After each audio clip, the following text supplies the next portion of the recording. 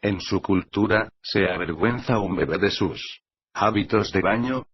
Por supuesto que no.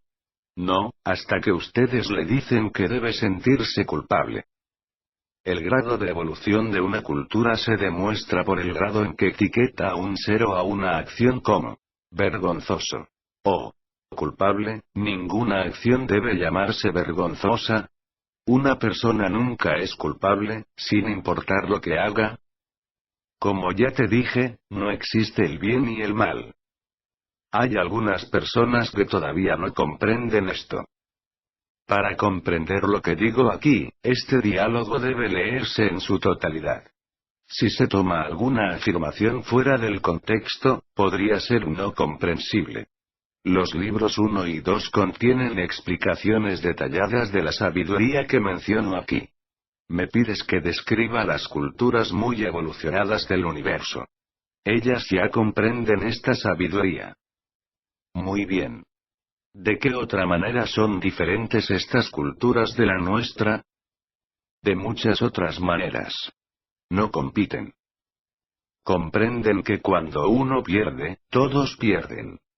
Por lo tanto, no crean deportes ni juegos que enseñan a los niños y se perpetúa en los adultos el pensamiento extraordinario de que alguien gana, mientras otro pierde. Es entretenimiento. Como dije también, comparten todo. Cuando otro necesita algo, nunca soñarían en conservar o acumular algo que tienen, simplemente porque escasea. Por el contrario, ese sería el motivo por el que lo compartirían. En su sociedad, se eleva el precio de lo que escasea, si es que llegan a compartirlo. De esta manera, aseguran que, si van a compartir algo que poseen, al menos se enriquecerán haciéndolo. Los seres muy evolucionados se enriquecen también compartiendo las cosas que escasean. La única diferencia entre los SME y los seres humanos es cómo definen los SME. Enriquecerse. Un SME se siente enriquecido al compartir todo libremente, sin necesidad de tener una ganancia. En realidad, esta sensación es la ganancia. Hay varios principios guía de su cultura, que producen sus comportamientos. Como dije anteriormente, uno de los más básicos es la supervivencia del más apto. Este podría llamarse su segundo principio guía. Abarca todo lo que su sociedad ha creado: su economía, su política, sus religiones, su educación y sus estructuras sociales. Sin embargo, para un ser muy evolucionado, el principio en sí es un oxímoron. Es autocontradictorio. Puesto que el primer principio guía de un SME es todos somos uno, el uno no está apto, hasta que el todo esté apto. Por lo tanto, la supervivencia del más apto es imposible o lo único que es posible y, por lo tanto, una contradicción, puesto que el más apto no es apto hasta que lo es. ¿Me sigues en esto? Sí. Lo llamamos comunismo. En su planeta, han rechazado de antemano cualquier sistema que no permita el avance de un ser a expensas de otro. Si un sistema de gobierno o económico requiere un intento de distribución equitativa, para todos, de los beneficios creados por todos, con los recursos que pertenecen a todos, dicen que ese sistema de gobierno viola el orden natural. No obstante, en las culturas muy evolucionadas, el orden natural es compartir equitativamente. Incluso si una persona o grupo no hizo nada para merecerlo, incluso si no ha habido contribución para el bien común, incluso si son malos, el bien común es la vida. Si estás vivo, estás contribuyendo al bien común. Es muy difícil que un espíritu esté en forma física.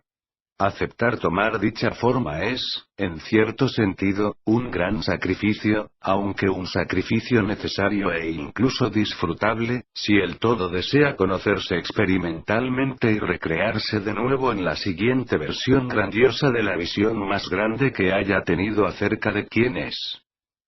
Es importante comprender por qué vinimos aquí. las almas que forman la colectividad. No comprendo. Como ya expliqué, solo hay un alma, un ser, una esencia. Algunos de ustedes llaman a esto Dios. Esta esencia única se individualiza, como todo en el universo. En otras palabras, todo lo que es. Esto incluye a todos los seres sensibles o lo que ustedes han elegido llamar almas. Entonces, Dios es cada alma que es. Cada alma que es ahora, que ha sido y que será. Entonces, Dios es una colectividad.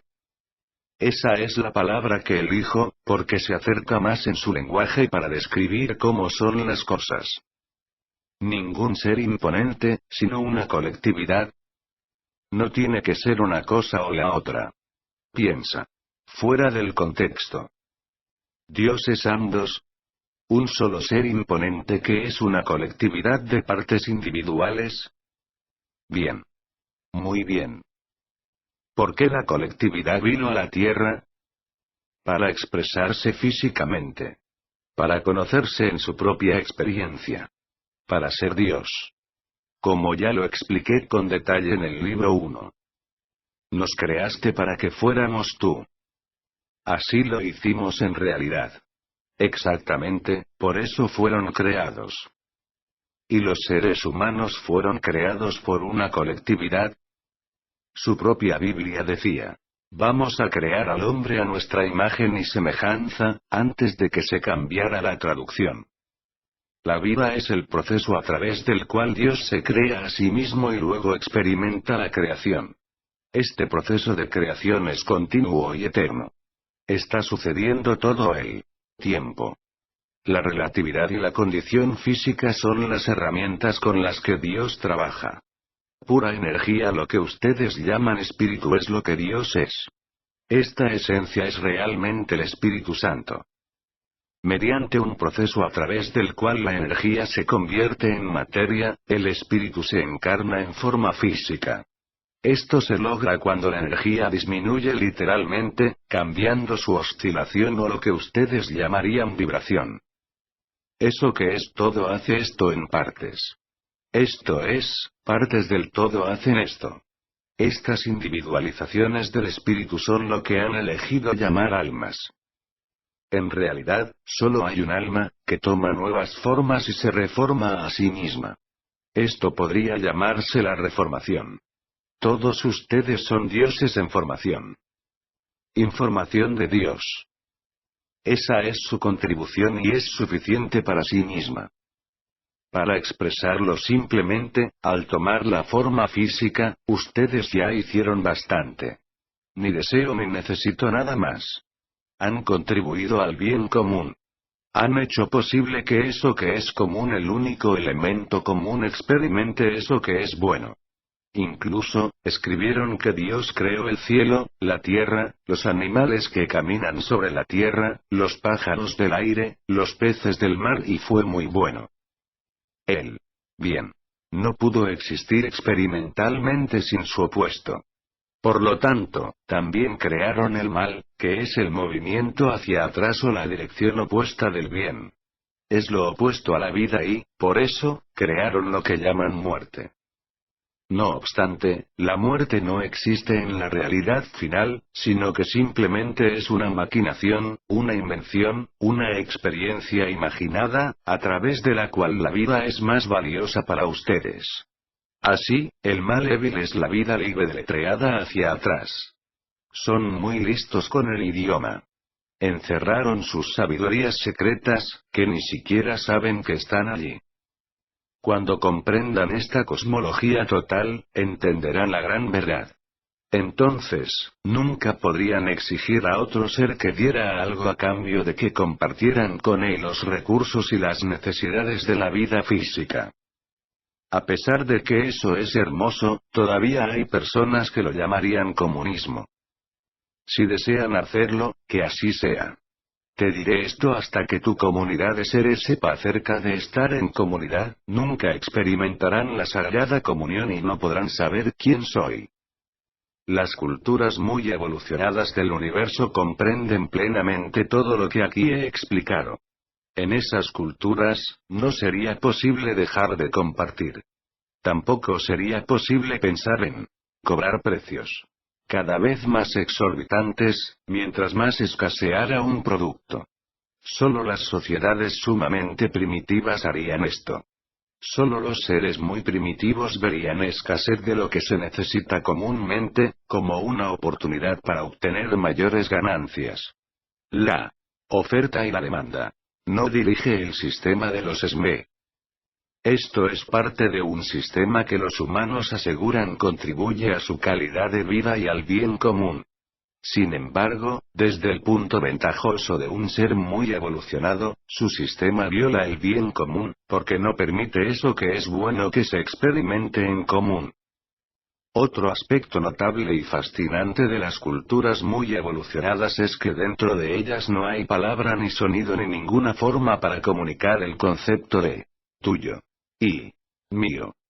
Las posesiones personales no existen en su lenguaje y, si se hablara en lenguas terrenales, solo se podrían utilizar los artículos para describir las cosas. Al emplear esa regla convencional, mi coche, se diría el coche con el que ahora estoy. Mi pareja, o mis hijos, se diría la pareja, o los hijos con los que ahora estoy. El término con los que ahora, o en la presencia de, es lo más cercano a sus idiomas para describir lo que ustedes llamarían propiedad, o posesión. Eso en lo que están, en presencia de, se convierte en el regalo. Estos son los verdaderos regalos de la vida. Así, en el lenguaje de las culturas muy evolucionadas, no podríamos hablar en términos de mi vida, sino que solo podríamos comunicar la vida en presencia de la cual estoy. Esto es algo semejante a cuando ustedes hablan de estar en la presencia de Dios. Cuando están en la presencia de Dios, que están siempre que están en la presencia mutua, nunca pensarían en ocultar de Dios eso que es de Dios. Esto significa cualquier parte eso que es. Compartirían natural y equitativamente eso que es de Dios con cualquier parte eso que es de Dios. Esta es la comprensión espiritual que apúntala a todas las estructuras sociales, políticas, económicas y religiosas de todas las culturas muy evolucionadas. Esta es la cosmología de toda la vida y simplemente el no observar esta cosmología, comprenderla y vivir dentro de ella, crea toda la discordia de su experiencia en la Tierra. Capítulo 19. ¿Cómo son físicamente los seres de otros planetas? Puedes escoger. Hay tantas variedades de seres como especies de vida en tu planeta. En realidad más. ¿Hay seres muy semejantes a nosotros? Por supuesto, algunos son exactamente como ustedes, aunque con algunas variaciones menores. ¿Cómo viven? ¿Qué comen? ¿Cómo se visten? ¿De qué manera se comunican? Deseo saber todo acerca de los extraterrestres. Vamos, dímelo. Comprendo tu curiosidad.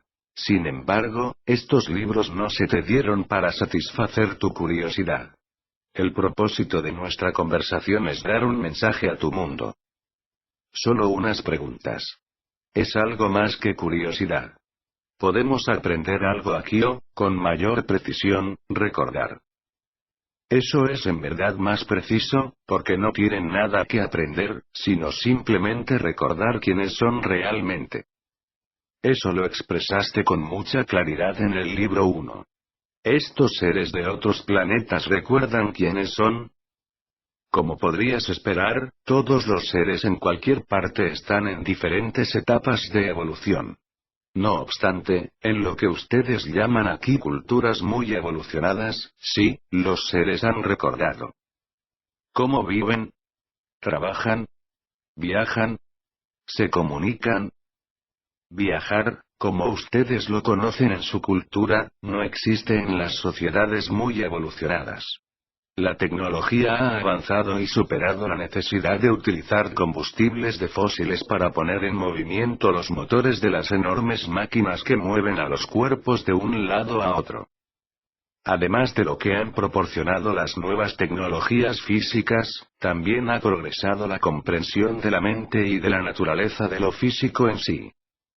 Como resultado de la combinación de estos dos tipos de avances evolutivos, ha sido posible que los SME armen y desarmen sus cuerpos a voluntad, permitiendo que la mayoría de los seres en las culturas más evolucionadas estén donde elijan estar, cuando lo elijan. ¿Incluyendo años luz en el universo? Sí. En la mayoría de los casos, sí. El viaje a larga distancia a través de las galaxias se efectúa como saltar piedras a través del agua. No se ha intentado ir a través de la matriz, que es el universo, sino saltar sobre este. Esa es la mejor fantasía que puede encontrarse en su lenguaje para explicar la física de esto. Referente a lo que ustedes llaman en su sociedad trabajo, no existe como concepto en las culturas de los SME.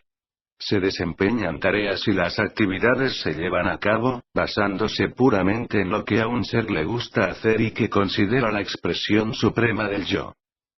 Eso es fabuloso, si uno puede hacerlo, pero, ¿cómo se hace el trabajo servil?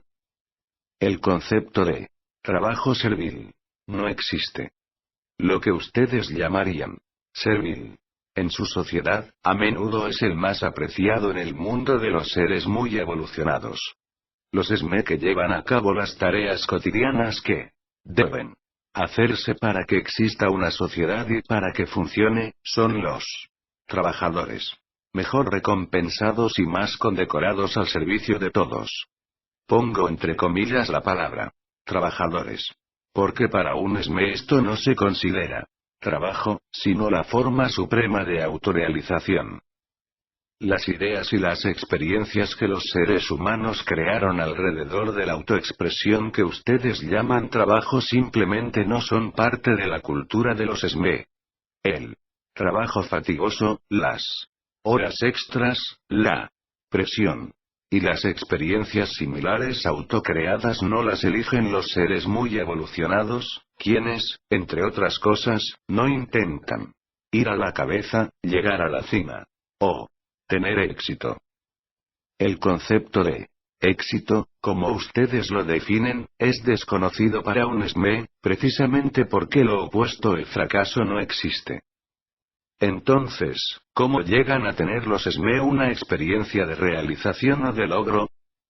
No a través de la construcción de un sistema elaborado de valores alrededor de la competencia, ganar y perder, como se hace en la mayoría de las sociedades y actividades humanas, incluso y especialmente en sus escuelas, sino a través de una comprensión profunda de lo que el valor real es en una sociedad y de una verdadera apreciación de este. El logro se define como hacer lo que proporciona valor, no hacer lo que produce fama y fortuna, ya sea o no de valor. Entonces, los SME tienen un sistema de valores. Oh, sí, por supuesto, pero uno muy diferente al de la mayoría de los seres humanos. El valor de los SME es el que produce beneficio a todos. Así es entre nosotros. Sí, pero ustedes definen el beneficio de una forma muy diferente. Ven un mayor beneficio en lanzarle una pequeña esfera blanca a un hombre con un bate o en quitarse la ropa en una gran pantalla plateada, que en dirigir a los hijos para que recuerden las mayores verdades de la vida o en proporcionar el alimento espiritual de la sociedad. Por lo tanto, honran y pagan más a los jugadores de pelota y a las estrellas de cine, que a los maestros y a los ministros. En esto, están atrasados, dado a donde dicen que desean llegar como sociedad. No han desarrollado muy bien los poderes de observación. Los SME siempre ven que es así. Y hacen lo que da resultado. Los seres humanos con mucha frecuencia no lo hacen. Los SME no honran a aquellos que enseñan o ejercen un ministerio, porque es moralmente correcto. Lo hacen porque es lo que da resultado, dado a donde eligen que se dirija su sociedad. Sin embargo, donde hay una estructura de valores, debe existir tener y no tener. Así, en las sociedades de los ESME son los maestros quienes son ricos y famosos y los jugadores de pelota son pobres. No hay. No tener. En una sociedad de ESME. Nadie vive en el fondo de la degradación a la que ustedes han permitido que caigan muchos seres humanos. Nadie muere de hambre, como los 400 niños por hora y las 30.000 personas al día que mueren de hambre en su planeta.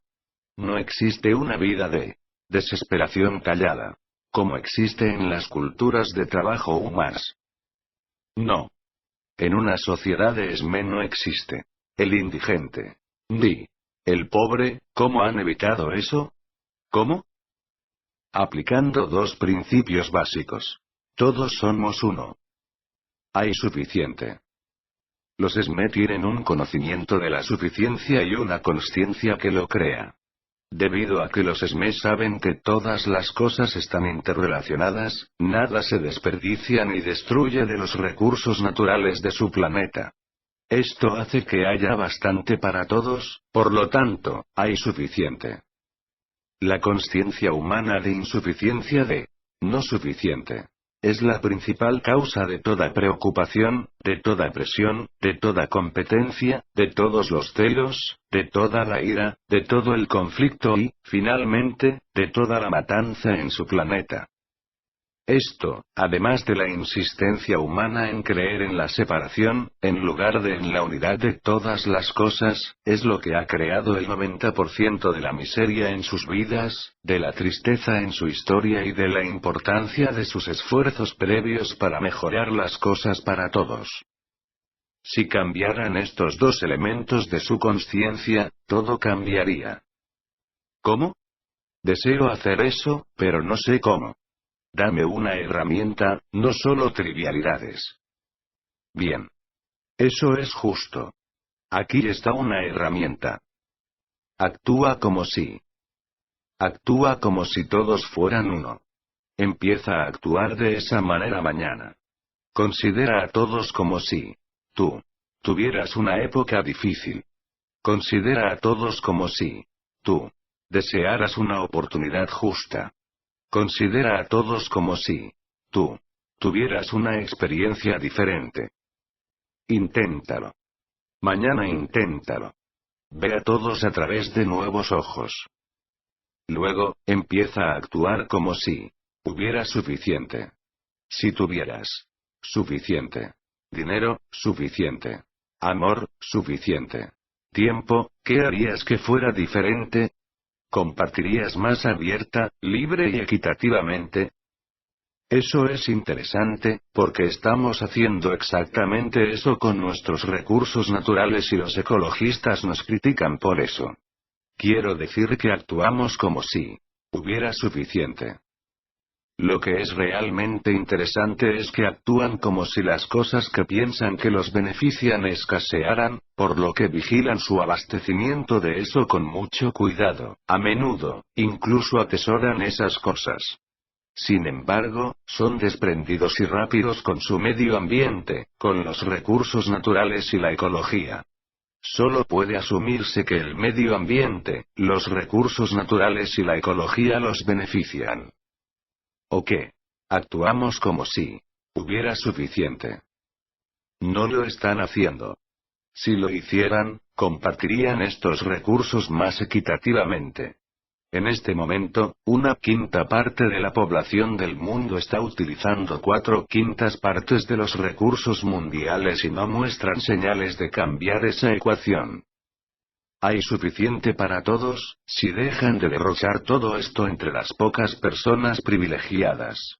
Si toda la gente empleara sabiamente los recursos, usarían menos de lo que utilizan y menos personas los utilizarían imprudentemente. Utilicen los recursos, pero no abusen de ellos. Eso es lo que dicen todos los ecologistas. De nuevo me siento deprimido. Continúas deprimiéndome. Eres especial, ¿lo sabes? Conduces por un camino solitario, perdido y habiendo olvidado cómo llegar a donde dices que deseas ir. Alguien llega y te da indicaciones. Eureka. Estás exaltado, ¿no es así? No. Estás deprimido. Sorprendente. Estoy deprimido porque no veo que sigamos esas indicaciones. No veo que deseemos hacerlo. Veo que marchamos hacia un muro y sí, eso me deprime. No estás utilizando tus poderes de observación. Veo a cientos de miles de personas entusiasmadas al leer esto. Veo a millones que reconocen las verdades simples que hay aquí. Veo una nueva fuerza para el cambio aumentando en intensidad en su planeta. Sistemas enteros de pensamientos están siendo desechados. Están abandonando formas de gobernarse. Están revisando políticas económicas. Las verdades espirituales están siendo reexaminadas. La suya es una raza que despierta. Las indicaciones y observaciones de estas páginas no necesitan ser una fuente de desaliento. El hecho de que las reconozcan como verdad puede ser sumamente alentador, si permiten que esto sea el combustible que mueve el motor del cambio. Tú eres el agente del cambio. Tú eres quien puede hacer la diferencia en cómo los seres humanos crean y experimentan sus vidas. ¿Cómo? ¿Qué puedo hacer? Sé la diferencia. Sé el cambio. Encarna la consciencia de todos somos uno. Y hay suficiente. Cambia tu yo, cambia el mundo. Diste a tu yo este libro y el material de todas las conversaciones con Dios, para que pudieras recordar una vez más cómo era vivir como seres muy evolucionados. Vivimos de esa manera alguna vez anteriormente, ¿no es así? Ya habías mencionado que vivimos así alguna vez.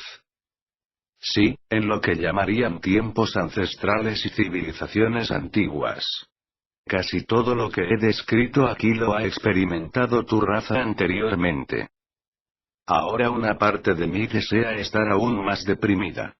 ¿Quieres decir que llegamos hasta allá y después perdimos todo? ¿Qué objeto tiene que vayamos en círculos? ¿Cómo lo hacemos? Evolución. La evolución no es una línea recta.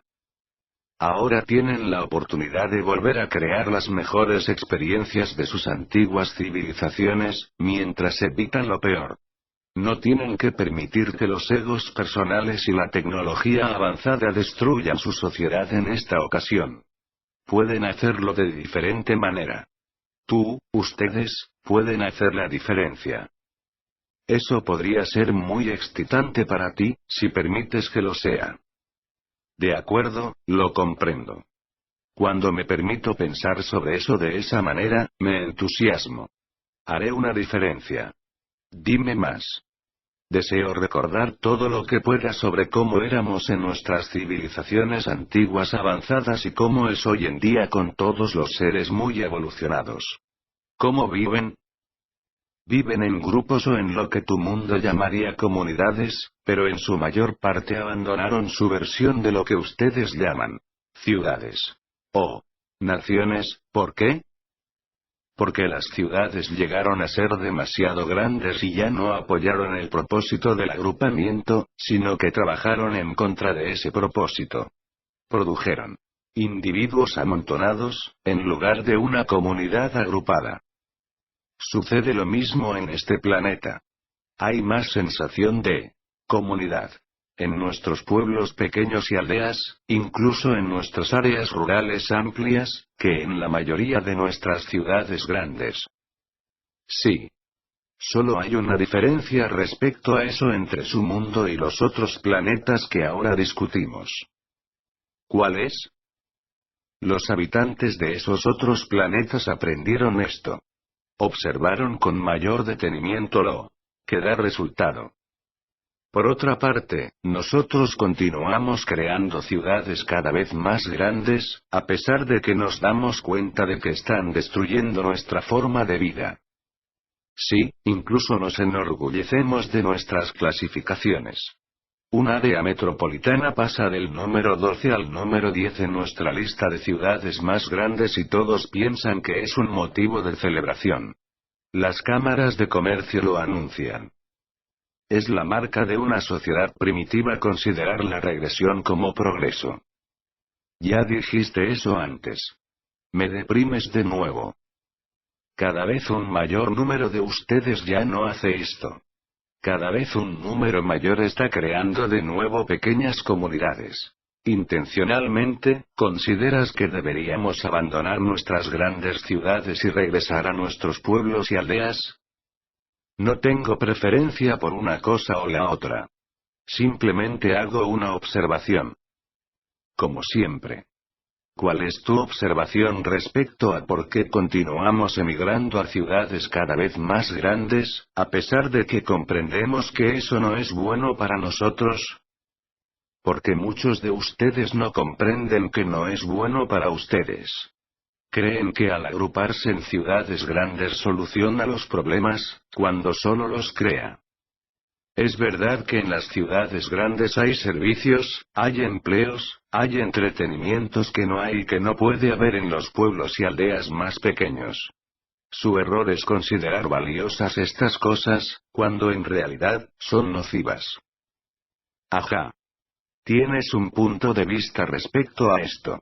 Te delataste. Dijiste que cometimos un error. Si te diriges a San José, aquí vamos de nuevo.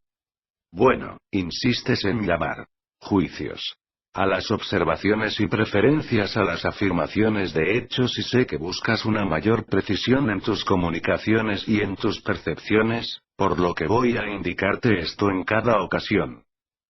Si te diriges a San José, mientras dices que deseas ir a Seattle, es malo que la persona a la que le pides indicaciones diga que cometiste un error.